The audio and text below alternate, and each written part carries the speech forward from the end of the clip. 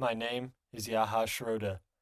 I am living now in Potsdam, Germany, and I want to share my experience with you as a Muslim in a non-Muslim country.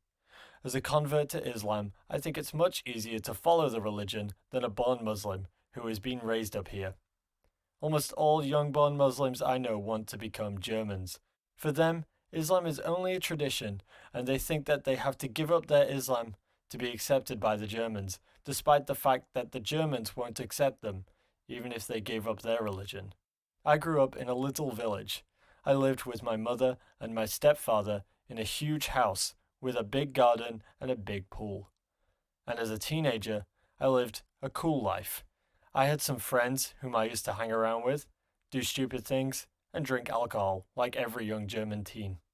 The life of a Muslim in Germany is quite difficult than one would think, especially for me as a German Muslim, because when someone asks a German what they think about Islam, they would tell you something about Arabs.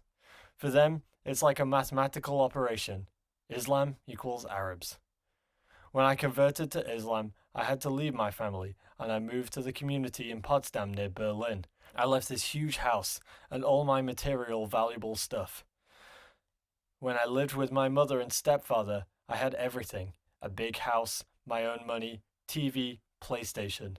I was never concerned about money, but I wasn't happy. I was searching for something else. When I was 16, I met the Muslim community in Potsdam through my biological father who became a Muslim in 2001. I used to visit my father once a month, and we used to attend the meetings of the community, which were held on Sundays. At the time, I was interested in Islam, and my father noticed this and told me one day that he wouldn't speak about Islam when we are together because he wanted me to learn from people of greater knowledge so that other people won't say, "Oh, he became Muslim just because he's 17 and does everything his father does." I agreed, and I started visiting the community every month and learned a lot about Islam, but at that time, something happened and changed my way of thinking. One Sunday, I went with the Muslim community swimming, and I broke my back twice by jumping in the pool, and I hit the ground with my head. I noticed when Allah wants something, the individual's life can be turned over in 1 second. My father brought me to the hospital and the doctor told me, "You have broken your back quite bad, and if you did one wrong movement, you'll become handicapped." This didn't help me much, but then just a few moments before they brought me to the operation room, one of my friends of the Muslims community told me something. "You are now in the hands of God. It's like a roller coaster. Now you are on the top. Enjoy the ride and just trust in God." This really helped me.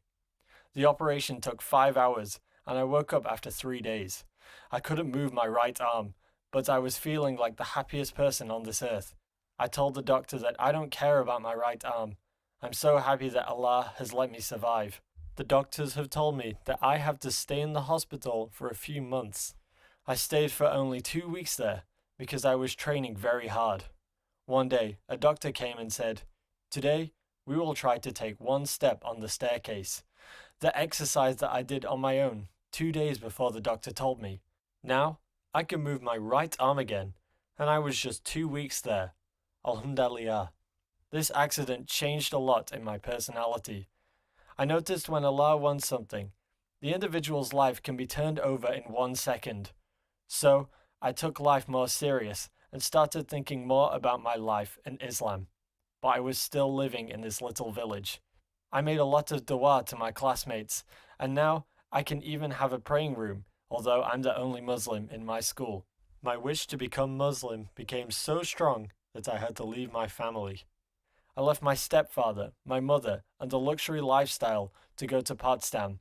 I moved to my father's apartment, which is rather small, and I had to stay in the kitchen, but it was okay, because I had nothing, just a few, very few clothes, school books, and some CDs. It must sound for you like I lost everything, but I am very happy.